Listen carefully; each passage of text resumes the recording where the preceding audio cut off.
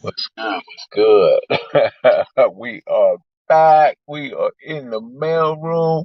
Shout out to the mailroom nation, the mailroom goons. We are back. Shout out to Marlene L. Williams, Postmaster General. How are you today, lady?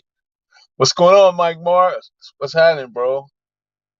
Man, Jeb is in there, man. How you guys doing today? It is Wisdom Wednesday, and we gotta always impart some wisdom on things that occur within our society and in our communities and in our sections because it is a much needed factor. It is definitely needed because there are so many things happening in our world today with individuals, and where do we start? Each day we got to figure out where does it start.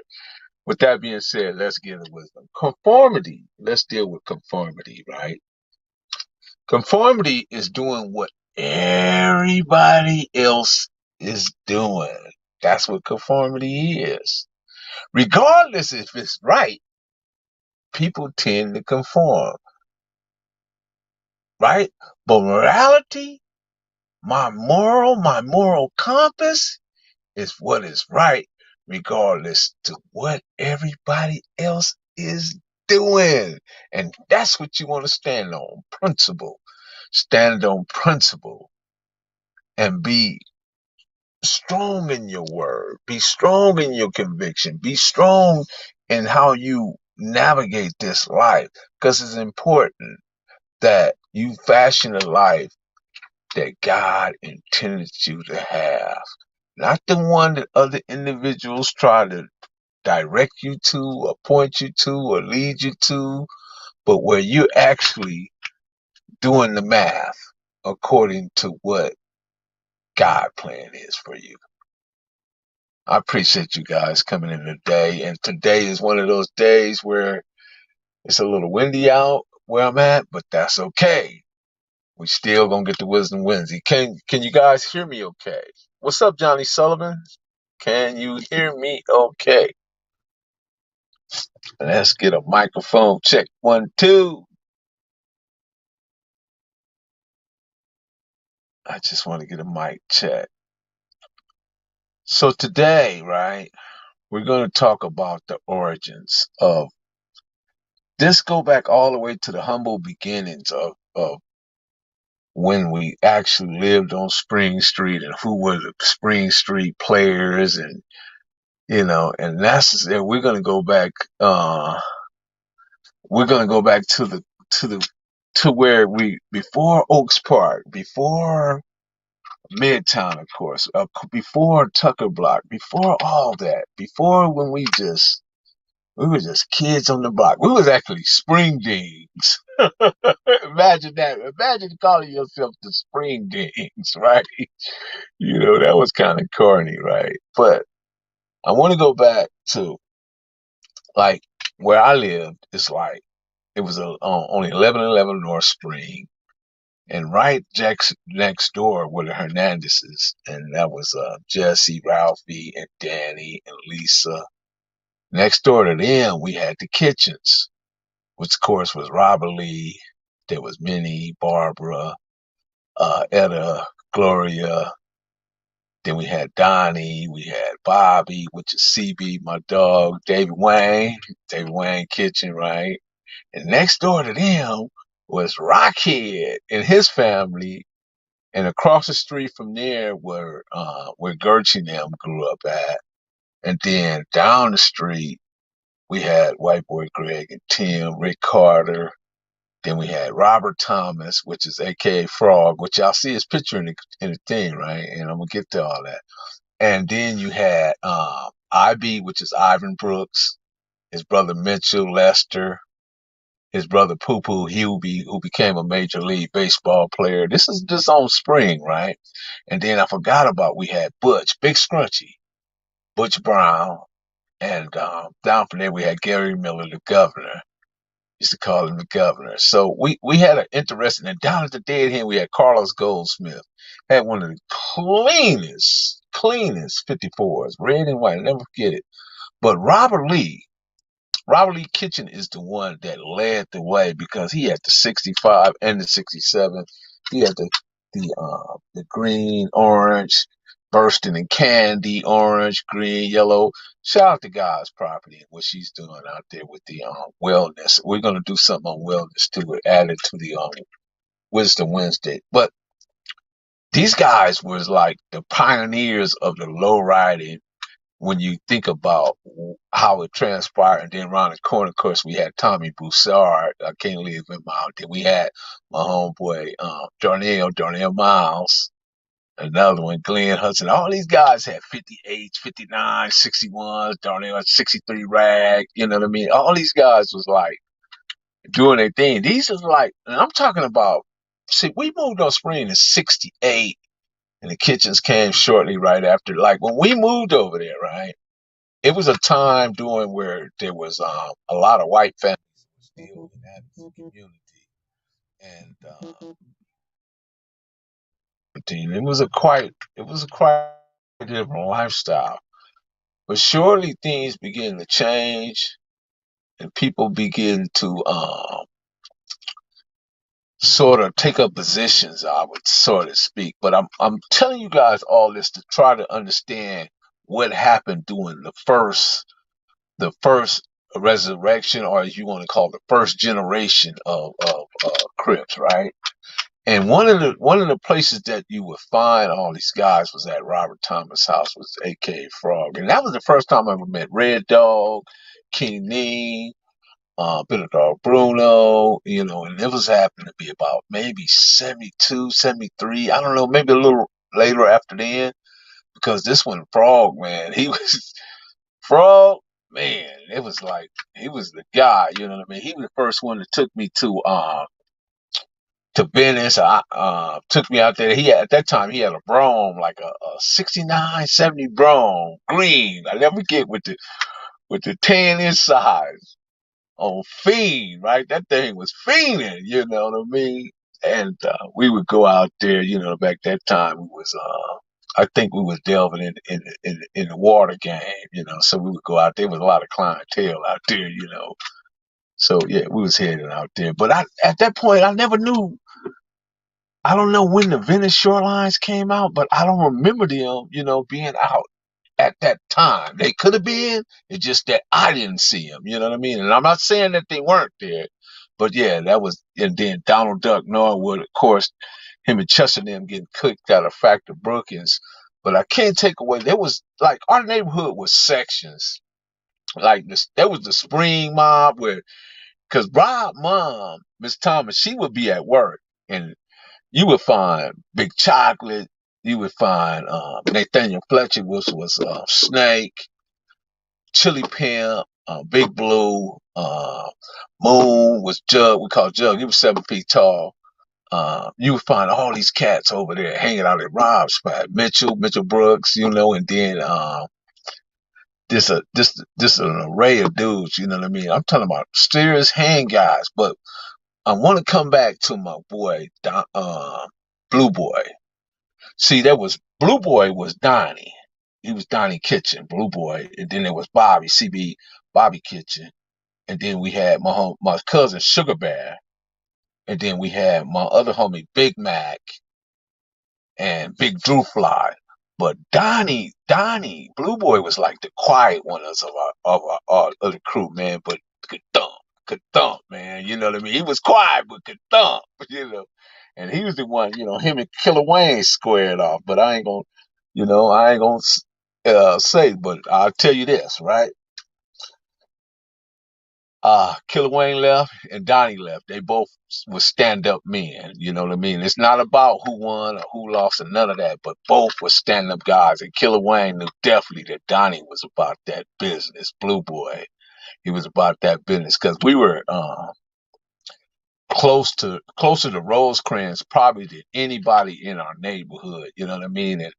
And back when we were, finding up, played street football, straight baseball, you know what I mean? We was constantly testing ourselves. We was going swimming, you know what I mean? But we got to understand though, when Oaks Park first came out, the side what you call Midtown, there was a lot of U.S. boys covering that park over there, which is known as Wilson Park, where the pool is. So we knew they were there, and often we would have go up there and we would get into it, little skirmishes, nothing real major, you know what I mean? But that's just a way of how things work when you're growing up and testing it in. But one of the guys that really stood out over there from the U.S. boys was Benson. Like yeah, he was like Benson Jones. Benson Jones was a hand god from that U.S. boys, and back then, and I don't know if he necessarily lined himself up with the rules, but I think they formed some type of alliances that where they was both like at that time anti-Crip. They wasn't really, you know what I mean, like really like feeling the Crips, you know what I mean? And then still you got to understand that all these guys went to school together. You either went to Dominguez, you went to Compton, or you went to Centennial. So a lot of those guys in that first generation, they knew each other well. And I'm coming back to Curtis Patrick, which is actually born. His birthday is 722 CP Curtis Patrick, and he was like one of the first homeboys. You know what I mean? He grew up on MacDivitt, and at that time, Billy St. Julius actually lived on MacDivitt. He later on became a Piru because he moved back over there by I think the Hollywood or Washington Street Piru, somewhere over there. I don't know exactly what street, but somewhere over there. And Curtis were actually he went to Dominguez, so Darnell and JD, Glenn, Frankie, Killer Mac, a lot of different people. They went to Dominguez at the time, and Lug and Jug. They lived on Willow, which was Pyru's. Little George lived on Chester, Pyru. Barton and Malcolm, they lived on Pearl. They were yeah, eventually became Pyru, you know what I mean? But all these guys, a lot of these guys used to play up at Oaks Park. We used to have fun, you know what I mean? Chill together. But what's so interesting about a lot of these guys let a simple name or a simple bandana, which the bandana came later, divide them in ways that was just, when I think about it in retrospect, was just beyond my scope. When how minuscule the things they used to divide one another when they actually grew up together. You know what I mean? These guys really knew each other, and like I say, right to very end, I still would go up to the park and with bartender get us a bottle of wine and some wild Irish rose, some Diamond Red, and some empty, and we get a old pouch of that commercial, and we sit in the park and and get blown or whatever. And a lot of the guys in the that was first generation, they didn't appreciate that. You know what I mean? And by us being baby Crips, we couldn't really go against them, but at the same time, bartender was our big homie too. You know what I mean? It just that he chose to do something different, and they was a little bit upset about that. But one thing about and I'm coming back to Curtis Patrick. Curtis Patrick was really like if and I don't know if the Pyrus will admit it or won't, but I'm gonna say it. I think Curtis Patrick was like in the top five Pyrus over there at the time, top five, as far as him, Ray Johnson, rest in peace, and Herman Jr. and Bojangles and Icky, and there could be others, but and I'm using this is my opinion, okay? They were like the top five, but what happened is that when Duck and Rob and all of them they formulated that Oaks Park and they put the businessman behind it, then they tagged the Crip to it. That's what things got because there was already Oaks Park businessman, right? And bartender, a lot of people don't know that, and he was part of Oaks Park. Never a Crip, but part of Oaks Park. And a lot of that change, and a lot of the changes came through geographical locations, came through what side of town you live on, and who you hung out with. So all that played a major role or part in the position, or a lot of times where you lined up on the side of things. You know what I mean? So that's just how that unfolded. And what happened is that there was a party on Queensdale, and something transpired between Curtis Patrick and Ray Johnson, which was Pyru #1 at the time, and their brother lost his life. You know, may God continue to rest his soul, and may peace and blessings fall upon his family. You know, I don't try to talk about these things. Right on #1, I appreciate #1. I try to talk about these things that, see, here's the thing.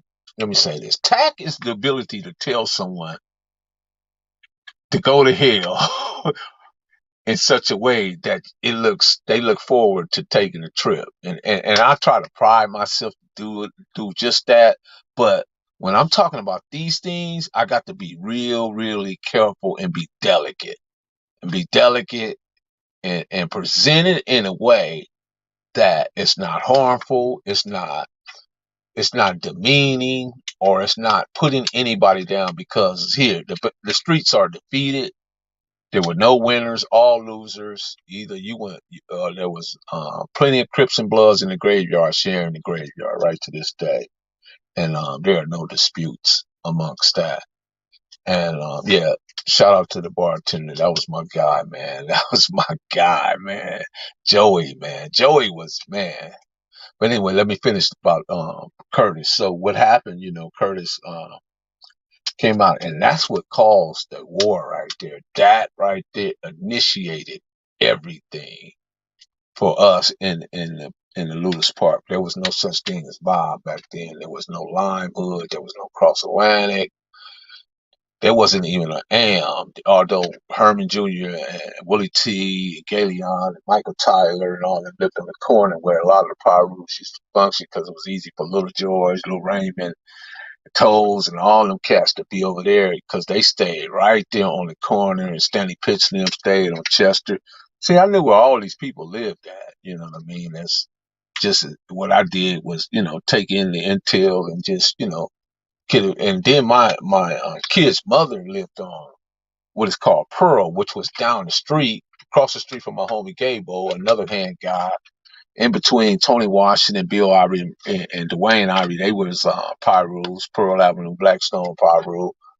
And then they had bartender Raymond and Malcolm. They were down there, right? And Little George stayed around the corner. But anyway, my kid's mother lived in between there, so they all knew where I was from. But one particular day, I went over there, and man, and I was over there, man. I came out the house later on that night, and somebody had actually creeped over there and just hung red rags all around the hedges of my kid's mother's house. And, they was letting me know, you know what I mean?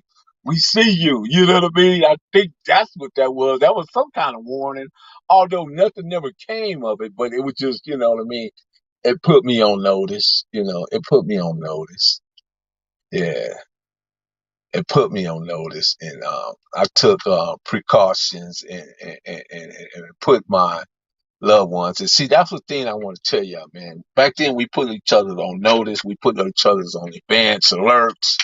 We did all that because survival was understood amongst the Tanner, and later on what became Oaks Park and Midtown, which later became Tanner. We understood it a great deal better once all that came together. Once it became Plato and merged together, and we was able to shape it in a way that reflected what we needed to do, right, with that. But again, like I was saying, Curtis Patrick initiated that stuff, you know what I mean? And that's how that got started. Now, they may have a different version to it, and they can tell their version. Very comfortable. But what I don't do, right, is that as a 60-year-old man, if you tell a story and it reflects you having a better outcome, or you tell a different story, I am not bothered by that. Not one bit. Not one bit. Because that's your story, and you get to tell your story however you want to tell it. You know what I mean? Because we can all see an accident, two or three people, and all of us have a different version of that accident. So I'm fully aware of that. Fully aware of that. So there's always going to be different versions and varieties of these stories when it comes to the gang itself. You know what I mean? So that's just it. But what I don't do, if somebody puts something out there, right, and they said that it may be half true, or it may be some parts of the truth. It might have some sensationalism attached to it. It's not gonna bother me. It's not gonna bother me because I'm gonna intellectually respond at all times before I emotionally react. That's just what I do. And I can't tell nobody how to be, but like I say, man, tact is the ability to tell someone to go to hell, you know, in such a way that they feel good about taking the trip. So that's how you got to just, that's just where I'm at with it. You know what I mean? And I'm try to be tactful and mindful of other people's feelings and emotions and all that stuff. Cause everybody is not Professor Melly Mel. Everybody don't look at things in terms the way I look at. But I know that, Curtis Patrick was embraced, and, he hung out, from that point on, you know what I mean? Until unfortunately for him, he, and I forgot the name Jimmy Butler. Jimmy Butler was one of them cats over there too, you know what I mean? Jimmy Butler and the homie, Darnell Miles, D-Shot, and Glenn, they used to get into it all the time. Daryl Savage, they used to get it, because they lived on Golden, right there by him, by the homie Taboo, Karate Man around the corner, Snag around the corner with the boxer. Karate Man, his whole family, Mad Ox, his whole family, his mom, his brothers, everybody knew karate. You get into it with them, expect the whole family to come out on you. But nonetheless, it was just, like I said, we was living in a time where people fought, but they lived to fight another day. They lived to fight another day. Always. If you win some, you lose some. That just was the name of the game. I miss my cousin Sugar Bear. Tyrone Oliver, that was my cousin. The homie CB, Crazy Bob, I ain't seen him in a great while. But Rockhead had a father, right? Well, he wasn't a father, he was like a stepfather or maybe I'm just say his mother's boyfriend. That's what I'm gonna say to that. His name was Roger, and I think he was a Navy SEAL or something. But anyway, he had this old Plymouth, man.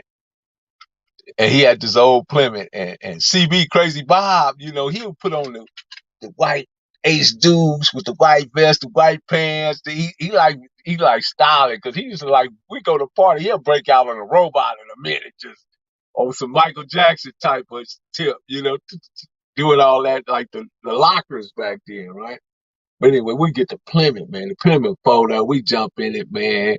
David Wayne, Killer Wayne, David Wayne, Kitchen. He go in there, he go get the A ball in the 32. Bam. Once he secured in, we off. We go. You know what I mean? We be all in Harbor City, which at that time, because Robert Lee was married to Cookie, and Cookie had some sisters named Tyra Zenden and a friend named Debbie. And they was living in the Highs, which was off a Park Restaurant. So we would go over there, and we go down to the Lowe's, was like where the projects was. At that time, I don't remember them gang banging at the time, but we was already into it. You know what I mean? But we would go to their parties and just like not beat nobody up or nothing like that, but we would turn the parties out, just dancing and, coming in there, because I'm sure they was like tripping off the way we would be dressed, because the dress code kind of started and then it began to spread. Everybody wasn't on that dress code where they was wearing the khakis, the starch khakis, the bomber jackets, or the knit or the Rollins, with the top button on the Monte Carlo and the Ace Dukes with the matches around earring, ragged. Everybody would know that. That was just, that was intimidation though. All that whole look was the intimidation. That's what it was. It was intimidation. So coming back to the first generation. So when the first generation started getting arrested, now I'm finna get to what happened to how things started getting disrespectful and how things start turning, right? So when Rob, Duck, and Snake and Chocolate got killed in San Jose on a botched robbery. Big Chocolate, Silas Cole, another strong homie, man. There's somebody that, still right in my memory, just how strong he was and big and huge. And, you know what I mean? His image was bigger than life itself. But anyway, they start getting arrested, right? So when they start getting arrested, that means the second generation steps up in power. But the problem with that is that some of the guys that came along, they was like between second and third generation. Like I'm between first and second generation because I'm 63. So I'm old enough to be right there with Rob, Aldo and Doug and Donnie Wayne and Stevie Wonder, and Darnell and Thunderbird and June and all them, Tommy and all them, and Prescott and all them. Me and Prescott was in, but Prescott was a man child. He was a big dude, man. Put in work. Yogi, Boo Boo, Mr. Ranger. Their little brother was Jellystone, the Jellystone gang. But anyway, when the first generation started getting arrested, and this happened to Tookie, this happened to Raymond, this happened to Mac Thomas, all the first generation guys. This is even applied to the Pyrus, right? What I'm about to say. So a lot of times when those guys came back, the positions and the understanding and the information of the neighborhood didn't spread like it should be, like it is today, where we got the internet, we got all kind of ways of telling the history like I'm telling it now. We didn't have that. We didn't have that resource.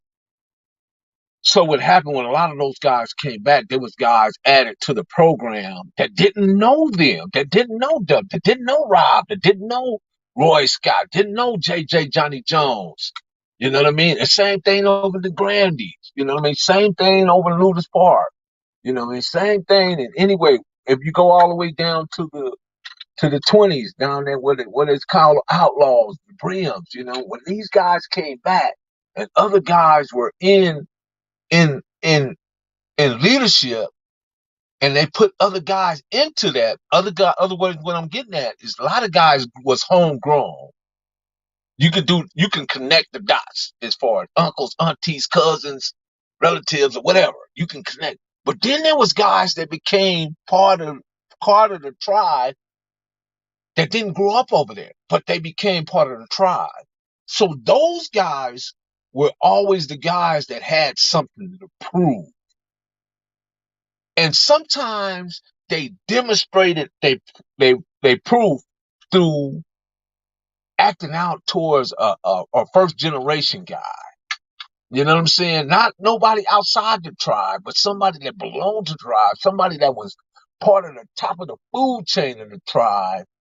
Because if you look at the Raymond situation, didn't no Pyrus kill Raymond. Didn't no Bloods kill Raymond. Somebody in that tribe done that. But why did he do it? You understand? What did Raymond do to deserve that? Or what did Mac Thomas, because even Mac Thomas, before he lost his life, he had actually started hustling, doing something totally different. You understand? But now you get these guys that associate with the neighborhood, right? And they become like, have to show they self-approve, and they start doing outrageous and crazy stuff. Like we had a homie that one of my homies Rob. Shot Rob. I couldn't believe that. Like, man, I'm trying to figure out, man, what was on your mind to shoot the homie? Well, I didn't know who he was. What you mean you didn't know? So that's where a lot of the friction, miscommunications, and a lot of things that occur, and that causes tribes and sections to start imploding in a way like when you see how the front hoods, and I'm gonna use them as an example. Most front hoods don't kill front hoods than anything. Most 60s don't kill most 60s than anything. This to San Antonio, we fortunate enough not to had that big problem like that. Sure, there was some skirmishes. Sure, that some homies got shot by homies, but we didn't lose life like that. You understand? And I don't mean to be singling anybody out in this, but I'm just telling you There's a lot of stuff that goes on that happened during these times that was miscommunications, misdirections. Certain individuals trying to prove to these guys that was homegrown, that's been there, that's been doing, and grew up on the street. Like I told you, I grew where I lived at 1968. So mostly everybody that came from over there was behind me. I was there before mostly everybody, except for the Robert Thomases and the Frog and the Ducks, and they was there. You understand? The Chocolates, they was there. But then there was a host of dudes that moved in later. Like some dudes came around. Like I'm a 72 guy, right? Then some guys came around 73, 74. Then some guys came around 79. So if you find a guy, Wade, that came around to your section in 80 and you in 72, 73, 74, what can he tell you? What can he tell you about your neighborhood? What can he tell you about who you were as an individual? He can't tell you absolutely nothing. Now, he can pick up bits and pieces from other individuals that may have stories or give him relatable incidents to who you were and who you weren't. That's fine. Me myself, I'm quite comfortable with that because it ain't ultimately is what I think of myself that counts. I don't care. It ain't none of my business what another person think of me. It's just not. You know, it's what I think of myself that counts, and that's why I can tell you, I can intellectually respond before I emotionally react. See, but we have to teach ourselves to be like this because a lot of things that we do and say was backwards or taught to us in a way for us to be anger. You know what I mean? A lot of brothers is irascible. Irascible is Cible, irascible. That's when somebody is just has that trigger anger, you know what I mean? Based on them, probably the way the upbringing, lack of resources, lack of things that they see that other kids have. So, you know, so I'm trying to break this thing down to where you guys get a full understanding of how the psychosis that came from these circumstances. I'm trying to look down on it. The psychosis that came from these circumstances. You understand? There's a lot of psychosis. There's a lot of menticide. There's a lot of cognitive dissonance amongst these individuals that became part of the Damu and Kiwe movement. I've seen guys drop out of school at 6th grade. They never go back for nothing. They felt like they had enough. You know. Shout out to you, Johnny Red. Shout out to you, Terrell Stewart, aka Demon. 48 Laws of Power, man. You know. Shout out to all you guys that, that come on and take your time out of your day. Ball game, Joe Farrell, multiple ways of communication. You're right, man. And just, listen to me and try to explain this way in MIP, I try to make it plain, you know. Sometimes I, throw some big words out there and probably have to look it up or whatever, but that's okay. You know what I mean? It's part of the growth. That I do that purposely so you can go use look it up and understand what I'm saying because this is in-depth stuff. Stuff is deep, man. How, what I mean? Even a lot of people don't remember Willie Marshall and Newton that lived on Spring. They lived there too. Willie Marshall later became 120 Raymond. Newton, I don't know what happened to Newton, him and his sister named Erica. Then Bitter Dog Wallace lived next door to Rockhead, you know. So all these individuals, if you can imagine a kid like Rockhead, right? He's seeing all this stuff going on. He's seeing Rob, he's seeing Duck, he's seeing Chocolate, he's seeing Chili Pimp, he's seeing D-Shot, Glenn, IB, Ivan Brooks, because, a lot of us in my age group, like the Tiger McClures and Bruce and Wayne Holyfield, Killer Raider, you know, these dudes get thumped, you know. They can thump, man. You know what I mean? These people can fight. My boy, Blue Boy, Donnie. Donnie was like our big brother. Donnie probably would be about, I think Donnie would be about 67. And then Bob, I'm 63. So Bobby would be about 64, 65. Yeah, so Donnie would be about 66. But Donnie, three years. When I got to the Mingus, Donnie had graduated. So I got there in 74, 75. Year 74, 75. Donnie graduated in 74. Yeah, so yeah. So I remember when Donnie came home and somebody, that's when kids was wearing platform. Remember the platform shoes? Dude don't say something about Donnie Blue Boy's shoes. Blue Boy to pull off one of them heels and bust him upside his head with one of them said. Then the homie JJ, Johnny Jones, he caught his first murder up at Wade. Hit a person in the head with a K cutter, you know. I think Killer Carl had caught some flack behind that, and Donald, they always send the boys home up there with Bob Simmons and all that stuff, you know. How do you know your own man, Melly? Well, I know your own man, Melly, but you doing Turtles proud, bro. You know what I mean? And that's another thing. When it comes to Kenny Wayne Johnson, right? Kenny Wayne Johnson, right? My homie Gangster, he got privilege time with Turtle. My homie twin, both of the twins, they had privileged time with Turtle. Me myself, I had privileged time with Turtle. Bad Habit Rabbit. So what I'm telling you is that a lot of people knew of Turtle, but they didn't know Turtle. And I'm talking about, see, because my homie Big Bus, right? Me and Big Bus done time together. He got to know me in a way that he never knew me, and later, and we speak about this all the time. And I'm not gonna get into to glorifying myself or nothing like that. I'm not doing that. It's not necessary. But it's not what you say. It's what how other people see you. You understand? And that makes you smile when they say it to you. You know what I mean? So, and me and Turtle done time together. You know what I mean? We was in close quarters, so we got to know each other. And when we was in that car in 1984 in that documentary, well, nobody in that car but me and Turtle. So whatever that experience I had with him, that's my experience. Nobody shares that. Nobody. When Gangster was T, there was times with me, T, Gangster Twin, we be out prowling looking at the car. We're gonna knock a car. You know what I mean? Me and Twin talked about that today, you know, and nobody was there with us. Ronnie Charles was there with us a couple of times, you know.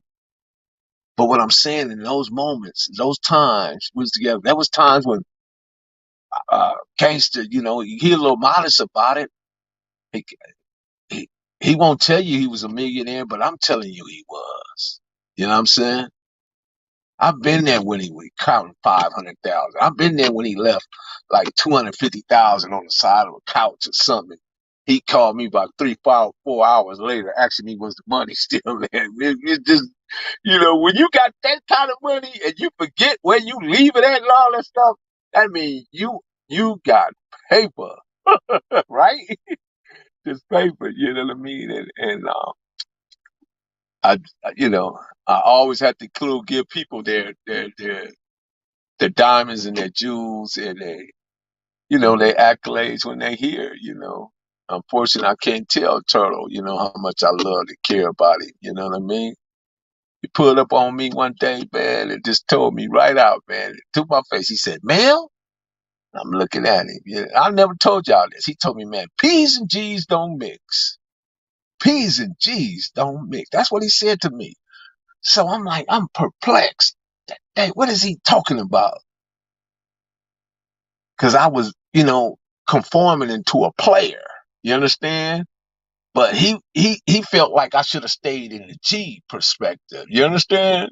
But I would, you know what I mean? Because there's countless of dudes. If you look at the Barefoot Poogies, you look at the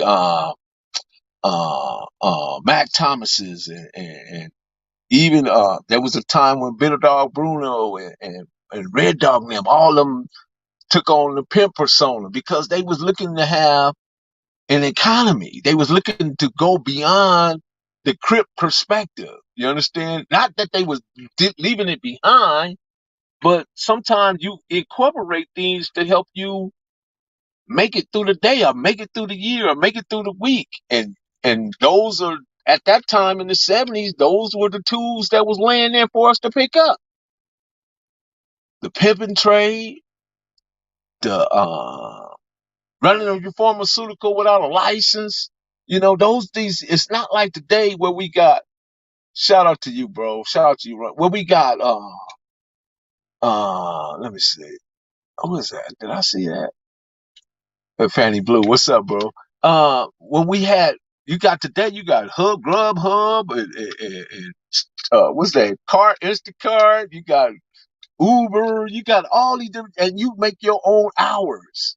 We didn't have that stuff back then. You know what I mean? The internet has grown and has expanded our culture in a way that is good. You know, if we utilize it, it's just that we didn't know how to take advantage of. You know what I mean? Because every 10 years something occurred. Every 10 years, every decade. You know what I mean? You go all the way back from 60s to 70s to 80s to 90s to 2000s to 2000, 20, something occurred. You know what I mean? The PPP was phenomenal.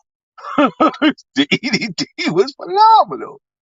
The people didn't know what to do with the money. Well, some, not all. Nothing is never 100%, right?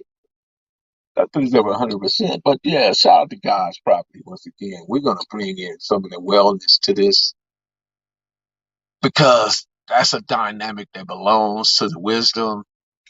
And we're gonna give you some wisdom. We need to give you some healing too, right? So shout out to God's property.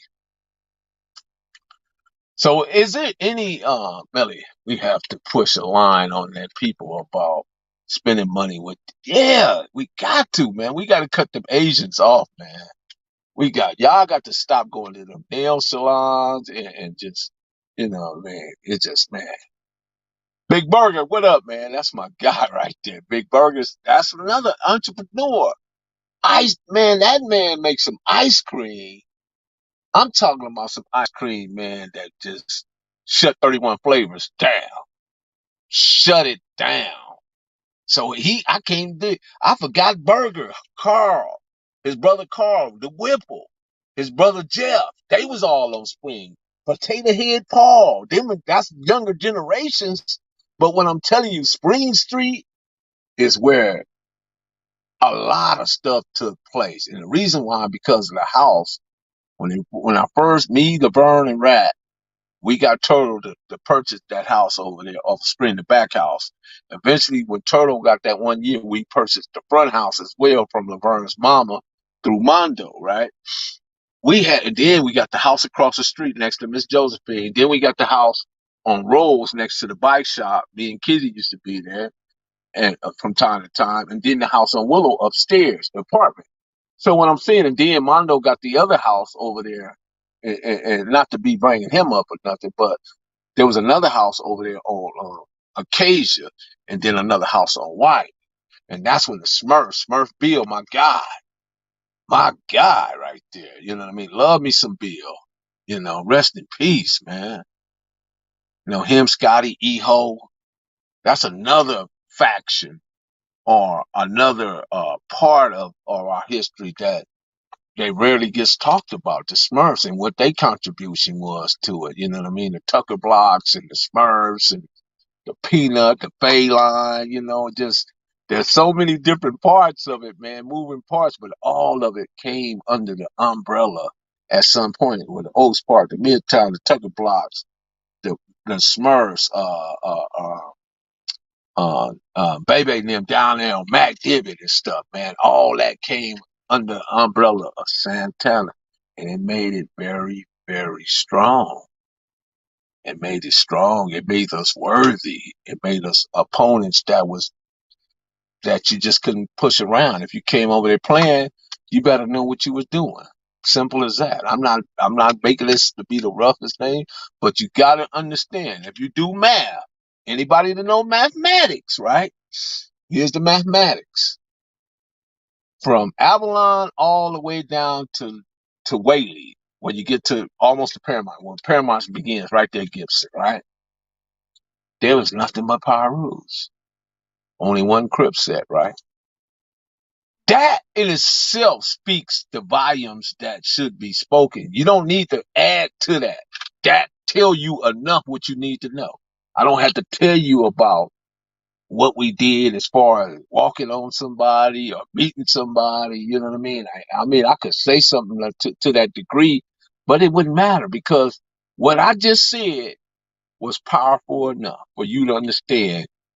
Because if you understand numbers, you understand that that's that would have been virtually impossible for our survival had we not have came together.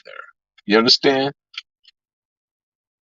And I'm not making, again, I'm not glorifying it. I'm not making it better than them. I'm not doing none of that because we all lost.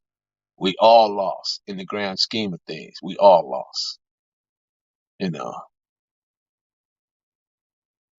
Then we had some real good thinkers over there. I mean, I just happen to be one of them. And not saying that and I lined up with some very powerful people.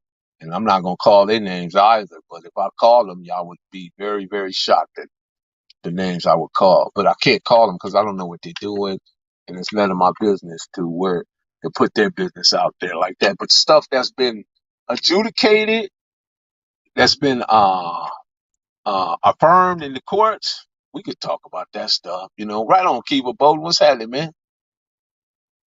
Another good brother right there. Even the 135s, man, they was back then. They was around, The 135s. I remember them. I grew up actually on Avalon 135th when I was a kid.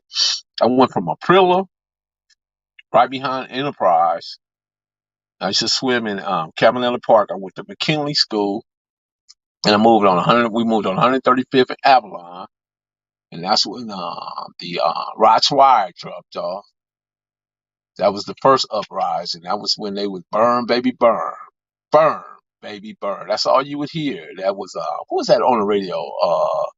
What's that guy? Not Early Allen. Was it Early Allen? Might have been. Can't remember who the guy was. Yeah, he was out on the radio. Burn, baby, burn. That's when you saw the Safeways burning, the Fantastics burning, the White Fronts burning. They White Front used to have a commercial say, "Do your shopping at the White Front store." As a kid, I thought they were saying, "Do your shopping at the white folks store." Mama, I don't want to go to the white folks store. Why we got to go to the white folks store? That's what my, commercial. Come on, do your shopping at the white front store. Nah, we don't need to go over there. Ducky and Dave. Oh man, that's cool. That's my family right there, man. Y'all know listen, man, before I moved in '68, where you think I lived after 135 in Avalon? I was just getting ready to get to that. I moved to Fruitown, right? Rosecrans and Cherry. I lived in 421 and 423. And the back part of the apartments we lived in was Cherry. So that's why I say Rosecrans and Cherry, because we played on Cherry with football head Leonard. Cordy and them lived down there. Manny's lived down there. Let's see. Eddie Ruffin, Larry Whaley, Sheila Whaley, and Adrian Whaley, Roger Haynes, Rodney and Daryl Smith lived around there. There was Bad Dog and Rodney, and then you had Big Bubba Simon, Stanley Simon. You had this Nathan Mixon, the Bellows, the Bernards. You know, just a lot of people that I grew up with. You know what I mean? So yeah, Fruitown is my family. I don't take nothing from them. I'm a protector of them. Mm-mm. Never got into it with them. Matter of fact, they looked out for me at Dominguez. They're my peeps. You know, they didn't get into that. They had their own thing. They're my peeps right there. Emmett Smith. I mean, not Emmett Smith. Emmett Burks, Melvin Burks, Zenith Burks, Ronnie Burks. All them, hand guys, Big Bubba, Danny Simon, boy, that man can punch. Marvin Antoine, Darwin, the Caldwells, the Hamiltons, you know. Oh yeah, and yeah, man, Aaron Palmer and Aaron Palmer and Jesse Palmer and them and his sister Peggy, they lived on Cressy. Yep, they lived on Cressy. You right, bro. You right, Key. They really. I used to play Duryea Wiseman. Marty. Wendell Fowler stayed on the corner. You know what I mean? Used to go around and play at all their houses. My homeboy Elmer, he's Santana, but that's Elmer. That's nuts. Yeah.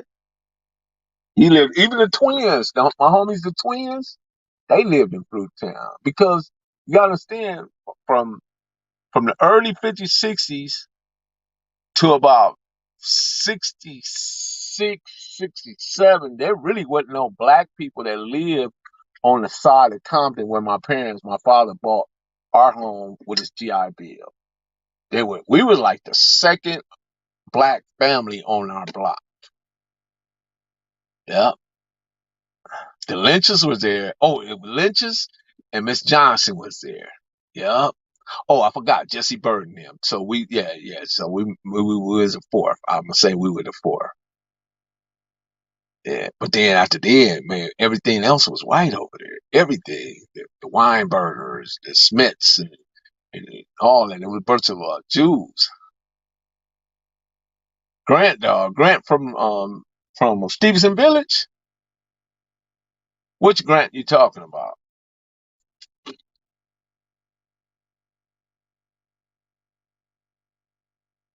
Okay, what's the super chat question? Let me see. Let me go back to it. Sorry about that, Randall Bryan. Sorry about that.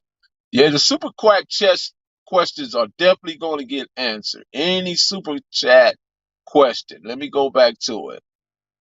What was it? Okay. Randall Bryan. What it do, Mel? Why do dudes don't claim the north side of Compton like they east side and west side and south? Well, believe it or not, my address said 1111 North Springs, so we are the north side. Santana is the north side, but we say east side because we east of LA. But we on the north side, boy.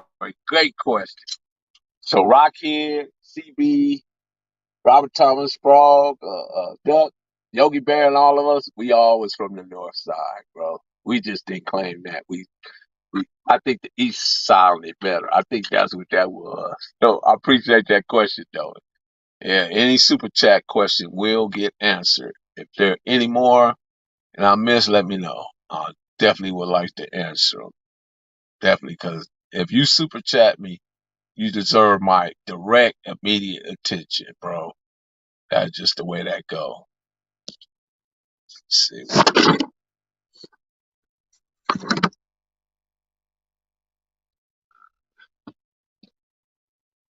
Sorry about that. Uh-huh. Yeah, any super chat question? Oh yeah, was you at TI? I was at TI. Let's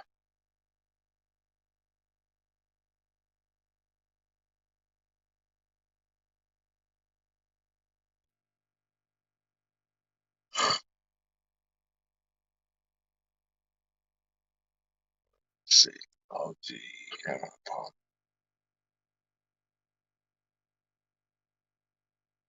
Tab. Okay, Tab. Yeah, I didn't make it to Tab. I spent my whole time. I went from MDCLA to TI. I probably was probably one of the luckiest people in the feds. That's unheard of. William, you'll know that by me saying that, you'll know that that didn't happen too often. That did not happen too often. But I heard y'all had it going on in Tab because Tab was loose. Y'all was doing all kind of stuff up there. Yeah, the north side sound corny, huh? Yeah, you're right. It didn't sound right. Definitely didn't sound right. Uh, yeah, He lived on Acacia. He lived on Acacia, bro. But yeah, man, I really want to get into more of these, get back to these stories. I think y'all appreciate them a little bit more, and then you get a level of clarity. And let me say this too, right? There's a guy out of New York, right? And I don't know why New York is so fascinated or amused by West Coast politics. Now I'm not saying they can't be Crips and Bloods, but what I am saying, whatever their politics over there is their politics. We don't care about their politics because it's none of our business. But some reason they keep wanting to be in our politics. I don't understand that. You know what I mean? And this guy Hassan Campbell, right? He's been going back and forth with Wack and God knows who else, right? He made a blanketed statement. His statement went such as, well, let me put it in perspective. There are 18.7 million people in the greater Los Angeles. That means it covers the Compton, the Linwoods, the Watts, the Gardenias, the Carson, so on. Y'all get what I'm saying, right? And he made a statement as to this, that Big U and Whack 100 extort everybody. That's not true, bro. That's not true. Nah, that's impossible, man. Just do the math, bro. I don't have to say too much on that. Just do the math. It don't make no sense. That's ridiculousness. That's what that is. That's a person that need that clickbait or something, because there's a lot of guys.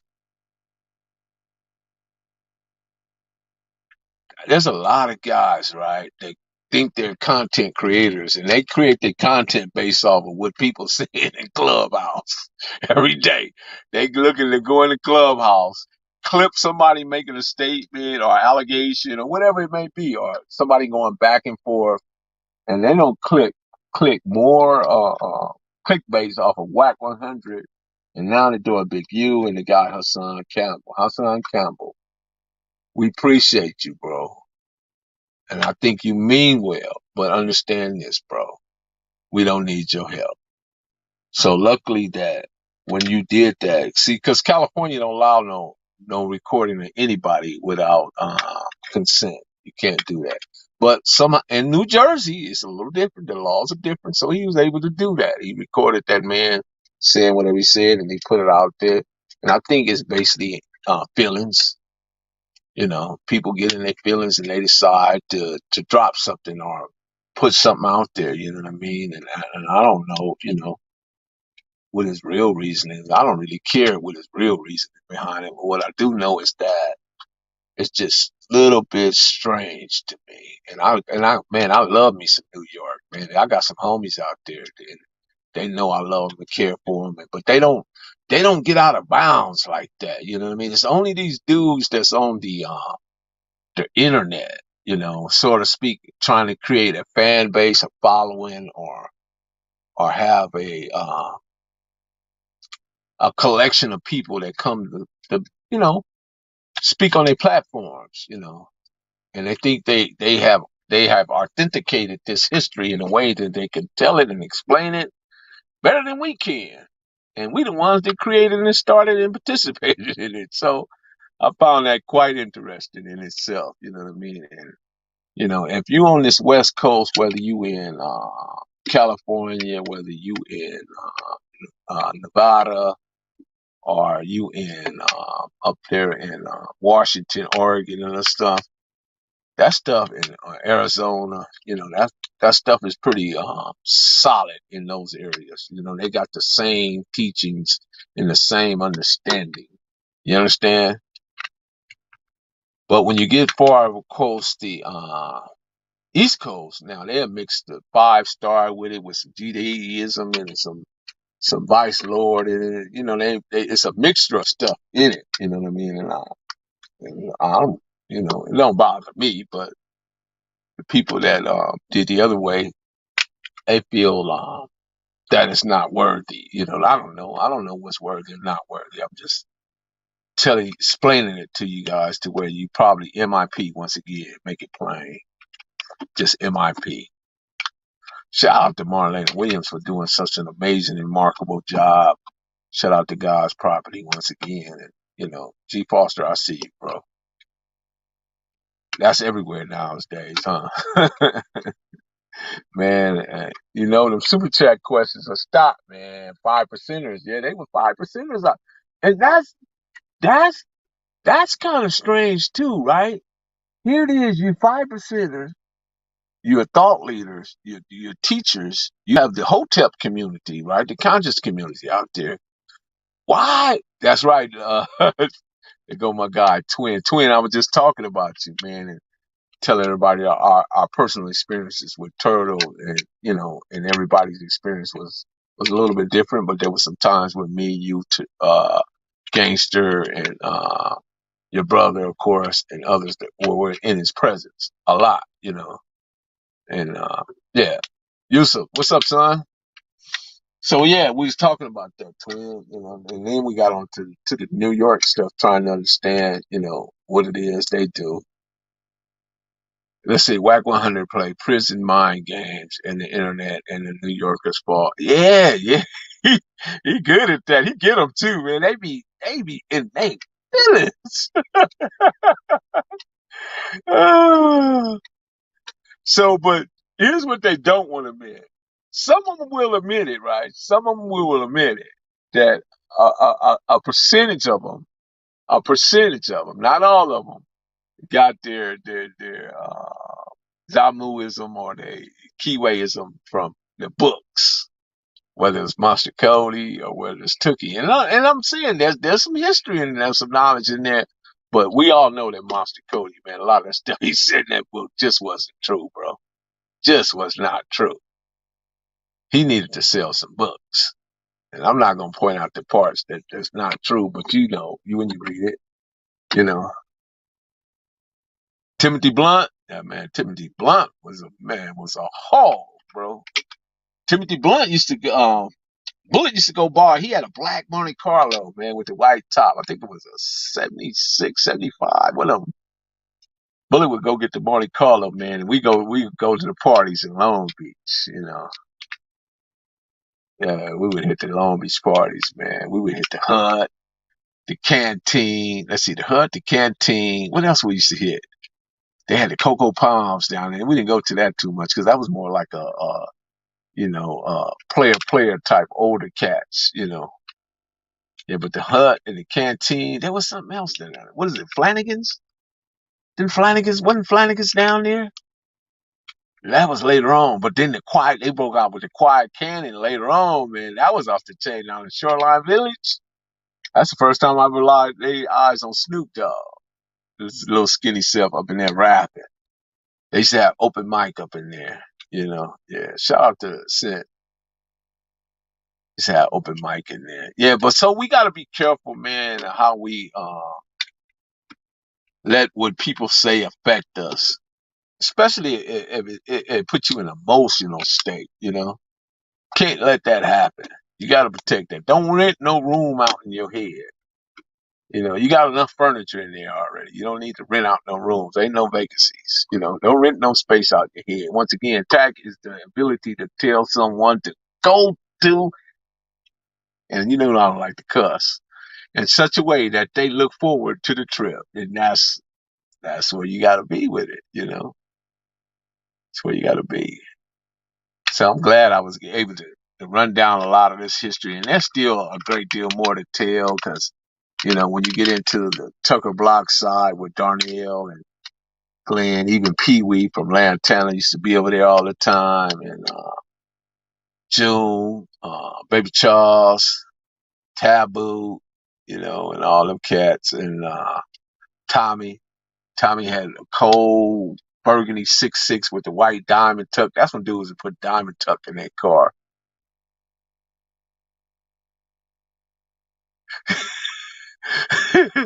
Yeah.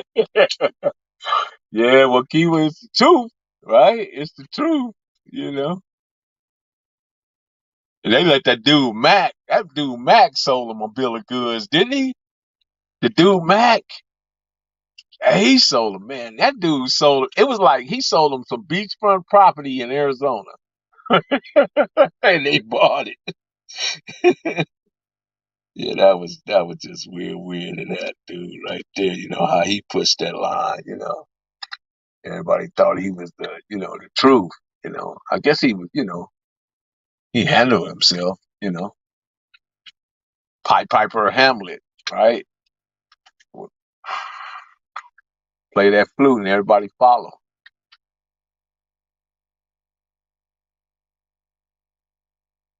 Yeah, that's just the way that is, bro. So I guess we can open it up for a couple of questions, but I want to say these questions, for people that's super chatting, and no questions is off the scale, If that's the way I'm gonna put that. I really care about what women think about me, let alone something. That's funny. Yeah, yeah. True, true, true. Mailroom, we're here reporting from the 9 to 5 salute G. Right on, bro. Yeah, the mailroom is be popping, man. And that's what people don't get about. Look at the symbolism in the hood post, man. It's about delivery and deliverance. It's about delivering the mail on time, giving you the information, righting the ship, correcting misnomers, just giving it to you way. Shout out to bartender. Yeah, bartender got his name. How did bartender? You know what? That is I haven't been able to. You know what? I'm gonna call his nephew. I'm still in contact with his family, and I've never been able to quite track that down, Marlon. I've been looking for that answer. You know, I'm gonna call his family. He still have sisters left. He still has son. Well, no, he has nephews. Yeah, however, there are many ways to curb the law depending on the reason for a conversation, such as talking notes in business and take just one. But I'm sure you get what I'm saying. I don't agree with it.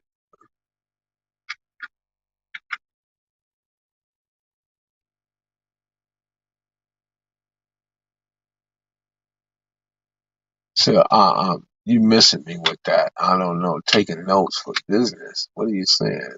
That's one, just one. But I'm sure you get. I don't take no notes, bro. I don't. It's not necessary. They want to know what you cooking, Cynthia. Mm. What's up? What's up with it? Uh, what happened at the park the other day with Gangster? Oh yeah, well that was up at the bad location for that. You know what I mean? I think the location for the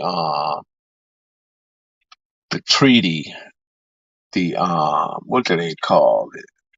I don't even know what you want to call it, man. I'm gonna let y'all name it because I don't want to give it a name. I don't know. I think it was more of a meet and greet and photo opportunity. That's what I think. You know,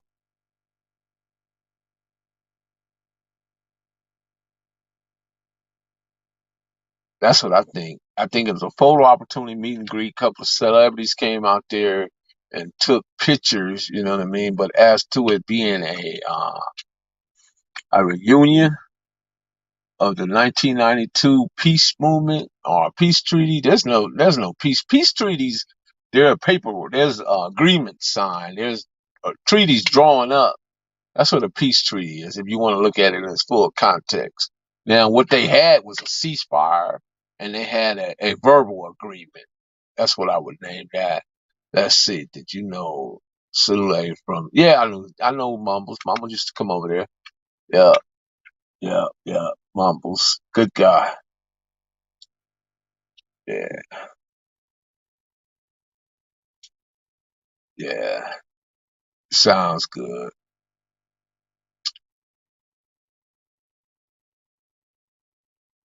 Yeah, see, because now you got, and I don't want to call out the guys that was up there being disruptive, but here's the thing, right?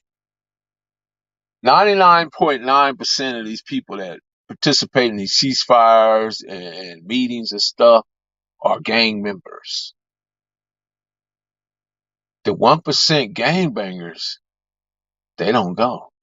And that's the process where the inherent problem lies. If you don't get the gang bangers to the table, then a bunch of old guys sitting around reminiscing, talking about old times, drinking old English, smoking a little joint or two, that's not going to get you anywhere. But that becomes what it is. It's a meet and greet, reminisce, talk about old times, talk about how we doing now, and don't want to go back in that era ever again, all that, you know what I mean? But that's 99.9% of gang members, activists, community activists, community people that run organizations, nonprofits, and all that stuff. They on point. But what I'm saying, how do we get the actual that 1%, that gangbanger, that guy? Because in each neighborhood, there's anywhere I'm gonna say anywhere from 4 to 8 shooters, consistent. It depends on when their numbers up. Because here's the thing, right? Once again, I like mathematics, I like math, science, chemistry, biology, and physics, right? Because they explain a great deal. And here's the numbers, right? You got to be lucky every day. How many times the police got to be lucky? When you explain it like that, then you understand that your life expectancy or your ability to stay in that community, to continue to live in that circumstance is slim and none. Slim and none. Slim and none. Stay tuned for the hand guys. There it is there. Yeah, I'm going on Big Court, but Big Court called me today. He had to change my time too. So be looking out for me to go on hold the court. I'm looking forward to that. Sitting down with the court. Court understand this stuff too. He understand it in a way, and he know how to. Just like when I had to sit down with Cam Capone and went on his podcast, right? Cam Capone, he knew what he was doing. I can't take that from him. He knew what he was doing. He didn't ask no ridiculous questions. He didn't ask no questions that would become questionable later or put me in any type of situation, which I'm smart enough not to address anything like that. But I'm just saying, okay, let me see what you're saying, family. I'm just trying to say suckers will try to use only tricks to justify what they're doing, and why I never do that. But I've been around many. Okay, I got you. I got you now. But that's how spoke way around. Yeah, I got you now. I got you. I just, sometimes texts don't determine or give the real define what you're really saying. Sometimes you have to explain it just a little bit more. But once again, MIP, make it plain. Yeah, tell them again, God's property. Be on the lookout for us on the holy court. Yeah, be on the lookout. Let's see, how can you get these young men to have the level of maturity? That's a great question right there. But that comes with they have to be willing to learn something else versus what they know. You know what I mean? Other words, we gotta first take the lies out, and then we can replace it with the truth. I think Bam is in the chat. Rodney Scott, what's up, Rodney Scott? Environment, yeah. I see you, Yusuf. I like the fact, man, when you guys are engaging and just asking the questions, but at the same time, I do get tired. What did you guys think about Slice? What did you guys think about it? He's gonna start talking about the hustling side. I think he was more of a hustler than he was a Harlem 30. I think he knew bits and pieces of that history, but I think that he best served on the hustling side of the table versus any gang activity. He knew some things though, but there were some things that he probably said differently. That comes with experience, a level of life. Remember the time when you couldn't tell me that either. Right. It comes with the turn up, messed up mayhem we experienced and got tired of. Yeah, you're right. You're right. A lot of youngsters ain't going to listen until they bump. Yeah, that's a problem too. You know what I mean? But once again, if they just took the mathematical side of it and did the math on it, then they would fully understand. One question: who was the celly when you were doing that? That now was anyone from the hood? One question: who was your celly when you were doing time? There was a couple of times.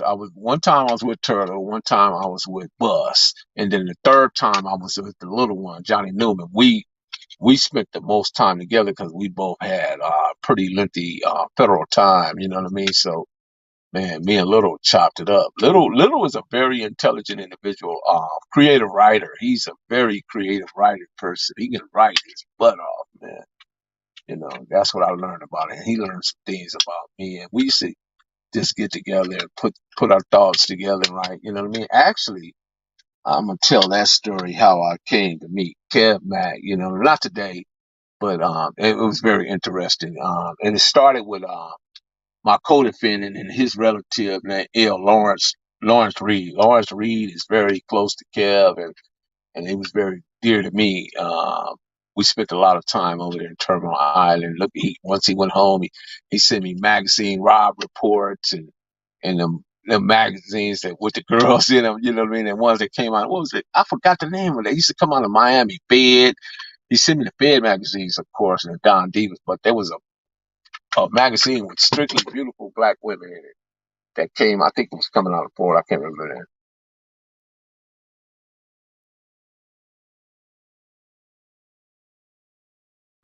That was Mason, man. Mason showed me how to shepherdize. He showed me how to lose the Nexus Lexus. He showed me, you know what I mean? Because guess what, man? When you see a law, there's federal seconds and federal thirds, American jurisprudence, laws, rules, and procedures of how you act according to the court, what the rules are, requirements are, right? And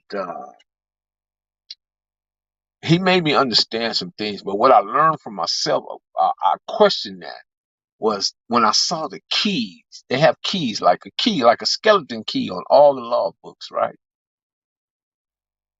So when you look at that symbolically, you have to come to the conclusion that keys, what they do, they open doors and they lock doors, right?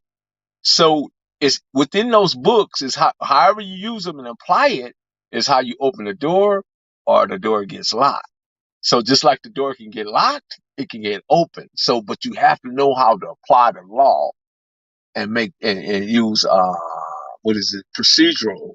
Where they have procedural, constructual problems with how they apply the law, and you can get through that, sort through that using case law to to show your argument how they erred, plain error, or they erred in your case. Bam! A lot of times you can get that stuff turned over right away, but you just got to know how to use it. So, and when next time when you voting, when you go look at some law books, watch you're gonna see them skeleton keys on them. You're gonna see those keys on it. So keys always what they do. They open and lock, and they also lock the lock. Just always keep that in mind. So that's symbolic right there in itself. And once you understand that, you like, yeah, yeah, you understand that. The same thing that make you cry can make you laugh. That's is that MIP right there making it plain? But here's the thing, right? We're humans, right? We all make mistakes. We all make errors. Now, I don't care what your law degree is. I don't care how many years you spent in the courtroom, how many years you've been a judge. Those people make plenty of mistakes. So you use their law and you apply it. And you know what I mean? And you can take them down, man. You can take them down. And they got to follow it because if they didn't, then they look bad. They look real bad. They look real bad. I want to shout my partner out, right? Named Michael Lynch. Grew up with Michael Lynch. He lived across the street. He was They probably were the first black family on Spring Street. And when we moved over there, he had the nice swing crate, and he was a basketball enthusiast. We shot marbles, man. He had more marbles than anybody ever seen, man. That man was, boy, at the time, had just cans, Folgers cans. Remember, he used to put the marbles in the Folgers can and MJB cans, just be full of marbles, right? The vices you're afraid to sacrifice is keeping the universe from trusting you with that what you keep asking for. But anyway, so we would shoot marbles and everything, and you know what I mean. And he was pretty, he was a pretty straight kid. And later on, where me and some of my homeboys like Rockhead and BJ, Crazy Bob, David Wayne Kitchen, and my brothers Angelo, Age, and later on my baby brother BK, we all became part of that tribal stuff and started engaging in that. Michael Lynch went on and became a top detective for the LAPD, and he did really well in there. He retired from there actually. He did something else great. He went on and became a coach. I think it was St. John Bosco, one of them. I think it's St. John Bosco, head basketball coach over there, and he just recently retired from there. And now he's gonna start a nonprofit, and hopefully he tapped me in on something. You know what I mean? That because these youngsters need us, man. They need us bad, bad, bad, bad, bad. So anyway, he was a man, just a good man. You know what I mean? And right to this day, man, nothing he did or nothing I did affected our friendship. You understand? Even though he was on the police side of the game, you know what I mean, and I'm on the criminal side, but that never affected us. And that's a great testament to itself, you know. Just a good man, man. So shout out to him and his family, man, him and his wife and kids and stuff. Jersey Plug, where you been, bro? Jersey Plug be breaking down. He be coming in with some sciences too, man. And he be telling, he be tearing some of these people up in the comments, especially if they ask a question and just fall off the. What's the boy name? What's the boy name that be in there? What's his name? Khan? Is it Khan? Man, that man. I don't know where his questions, where he be coming from with some of the stuff. It don't have nothing to do with the content, right? And later on, when we shut down, he'll come in there and he'll ask some ridiculous questions. But Jersey Plug will be straight on him, man. Be straight on him. Yeah. E Money, what's happening, man? How your day been, bro? Shout out to E Money for doing such a great job himself. He do some things that I appreciate. Definitely appreciate him. Definitely. I talked to my homeboy Burdock, right? Don't be hollering in that shit. Yeah, what's that brother name? Jersey Plug. So what a lot of people eventually do is ask you to pay their trick tab. Yeah, yeah. They smoking weed, but oh wow. See Jersey Plug, you too rough with it, boy. Uh talk to my homeboy, Burdock, right? Burdock been going for quite some time, and I could tell just from the conversation. Yeah, I talked to Two Pretty Kitty, that, he's trying to adjust. And often when you've been gone these long periods of times, it's just like if Burdock walked over there right now, and I'm going back to my earlier point when I talk about how these dudes been gone, but they pillars in that community. Been gone. He can walk over there right now and them youngsters will do something because they don't know him. You understand? And I'm just using that as an analysis to show you how people don't know their own homies or know who is who and what's what. You know what I mean? That's just like when I heard that Icky Dawson got took down. You know what I mean, from the Pyro side. Icky was a monster from over there, and whatever happened to him happened at the hands of his own people.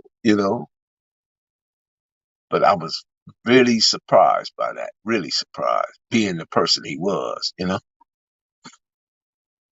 Kenny's a fool.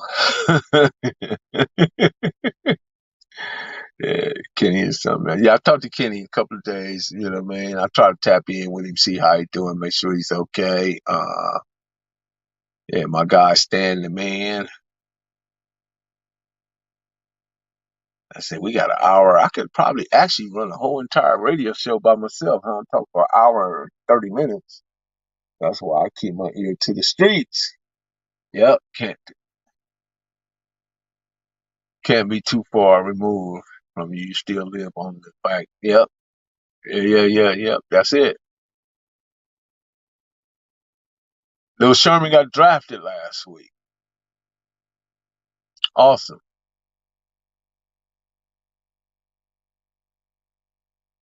Well, that's that.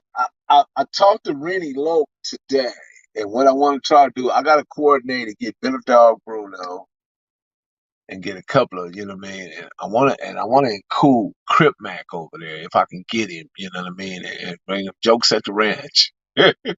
Jokes at the ranch, and get Bright Dog on top of that horse like he uh Billy the Kid or something. Yeah. Yeah, and I've been talking to my Chicago guys, man, last couple of days, and working want to work with them as well. They wouldn't listen to Larry Hoover if he was out. Yeah, they don't know him. They know the name, but if Larry Hoover walked up, they wouldn't know him.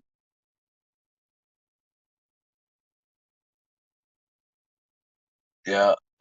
Bright Dog and Ghost of the Yang. Bright Dog was riding Ghost, Marlena.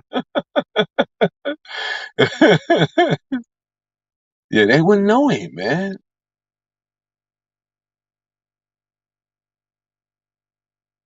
Yep, they become strangers. That's because the people that's there don't share pictures or don't share letters or communication from these individuals or don't reach out. You know, that's how we got disconnected by not, you know what I mean? There's very few homies that write home. I take phone calls, I don't write, but I do take phone calls, send money, I'll send packages. That's what I do.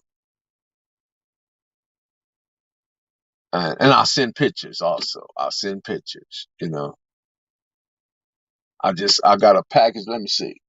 Let's see what I got.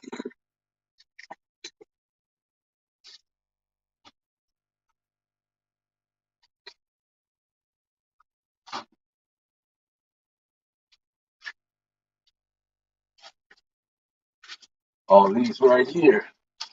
It's going to the homie Lil Cross. All these pictures. I'm gonna send these to Little Cross right here. So I do my part, you know what I mean? Sleep, they got the Get Out GTL now. They got the tablets with the foam in them, you know what I mean? So they'll be able to reach out more, that's interesting. So yeah, I do my part. And occasionally, I don't write enough to talk about writing, but I will if I gotta bust it down, I'll bust it down. The lines of communication with the youngster just ain't there. No, they ain't there. But again, we got to go back to what I said earlier, not today, but prior, that it ain't the fact that they don't understand. It ain't the fact that they don't think. The fact is they don't know what thinking is because they equate emotions with thinking. And when something becomes emotionalized, it becomes reactionary. And when something becomes reactionary, you just don't get a good outcome. You get a very, very bad outcome because there was no rational allow to it. There was no thought and reasoning behind whatever ESCDs, what it is. What it is, bro. That's another Chicago night right there, man. He out the shot. See, I told you, man, I got my Chicago people, man. I got my Chicago people. Yeah, but I'm gonna send all these to Lil Cross. Let's see, can y'all see that? Who is that guy right there? See?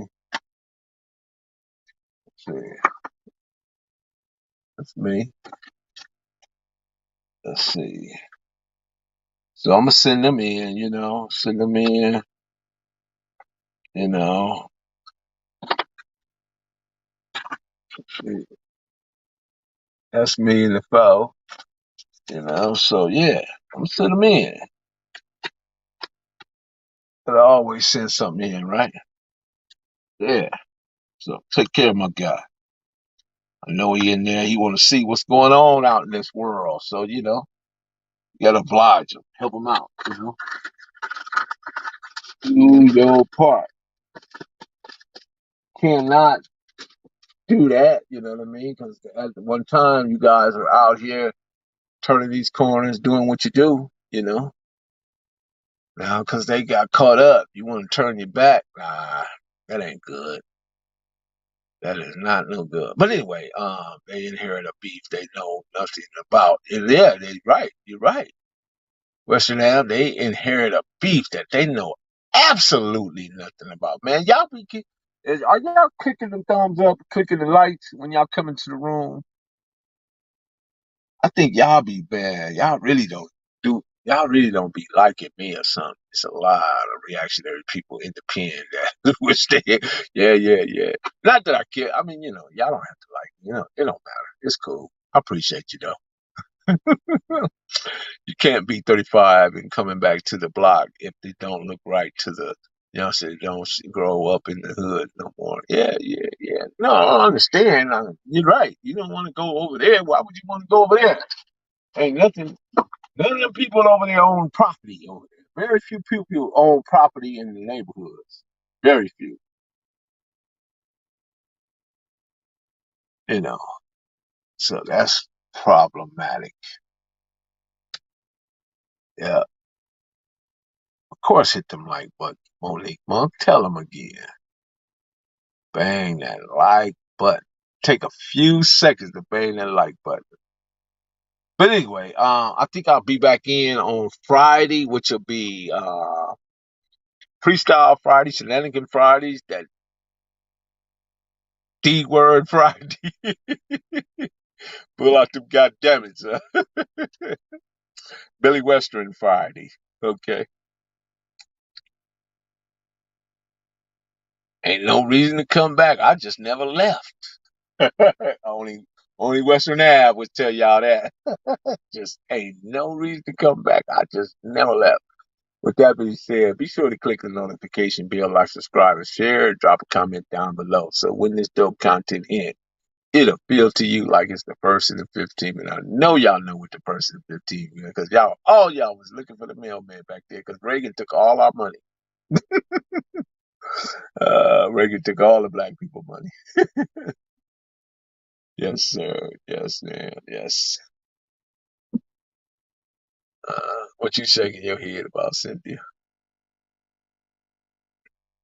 Uh,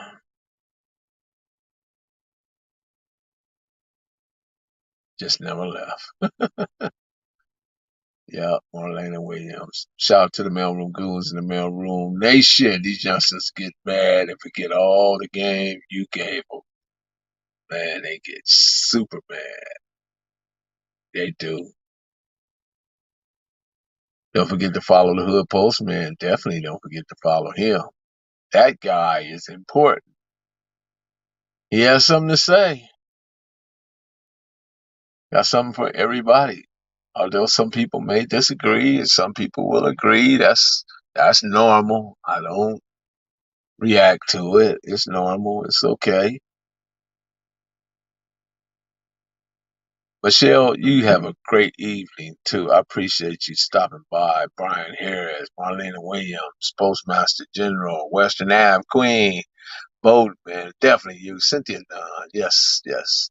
The mayor herself. Okay. Monique Monk, the Big West Side. Man, ESCD's what it is, Jersey Plug, man. Thanks for coming in, man, and chat, man. It ain't too often we get to see you, man. Of course, E Money, the man himself, what it is, bro. St. Mark's, St. Max, what's happening? PK Lokestar, what it is, bro. Man, you guys do your thing, man. Continue to enjoy. Cynthia, you want to tell us why you were shaking your head? Or are you going to keep it to yourself? Hmm. What you talking about, the youngsters or the old coons? And good night. Yeah, good night. I'm trying to see what Cynthia got to say. She got anything to say. Righteous, what's happening, bro?